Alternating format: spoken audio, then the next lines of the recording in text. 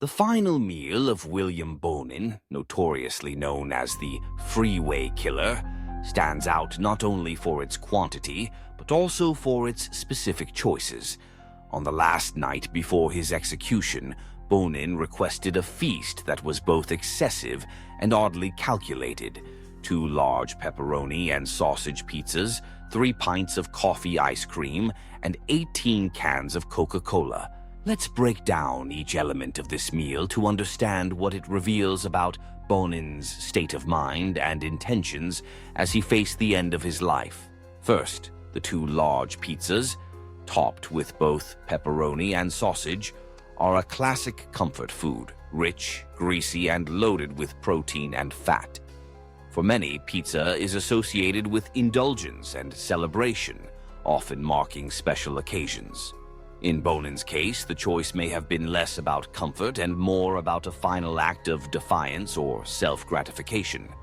By selecting 2 large pies, he ensured he would not go hungry and perhaps, in the abundance, expressed a kind of recklessness fitting for his reputation. Next, the 3 pints of coffee ice cream add another layer to his meal. Coffee ice cream is not a common request for a last meal, and the quantity, 3 whole pints, suggests a desire to savor a flavor that is both sweet and stimulating. Coffee. Ice cream contains caffeine, a stimulant, which combined with the sugar and fat could heighten alertness and energy. Some speculate that Bonin's choice here was strategic, using the caffeine to remain wired and hyper-aware during his final hours. But perhaps the most striking part of Bonin's last meal was the 18 cans of Coca-Cola. That's a staggering amount of soda, each can loaded with sugar and caffeine. 18 cans would deliver a rush of energy, keeping him awake and alert. The sheer volume of cola could be interpreted as an attempt to maintain control over his senses, refusing to slip into lethargy or numbness. It's possible that Bonin wanted to experience every moment fully, refusing sedation, and the caffeine overload was his way of confronting his fate head-on. Taken together, the rich, fatty pizzas, the caffeinated ice cream, and the massive quantity of Coca-Cola, Bonin's last meal seems less about comfort and more about stimulation.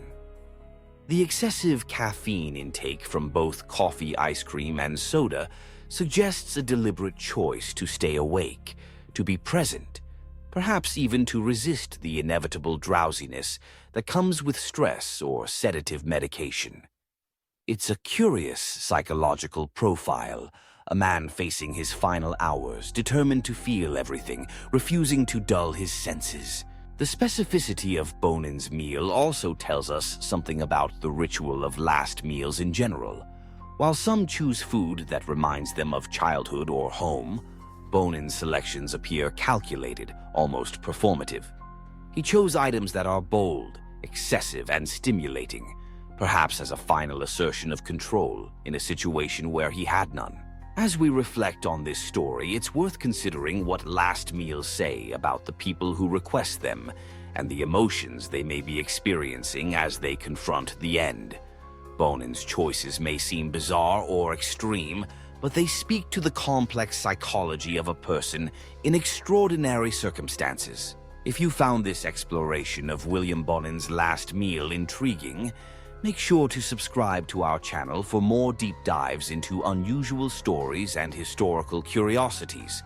Leave a comment below and tell us, what do you think motivated Bonin to choose such an excessive and caffeinated last meal?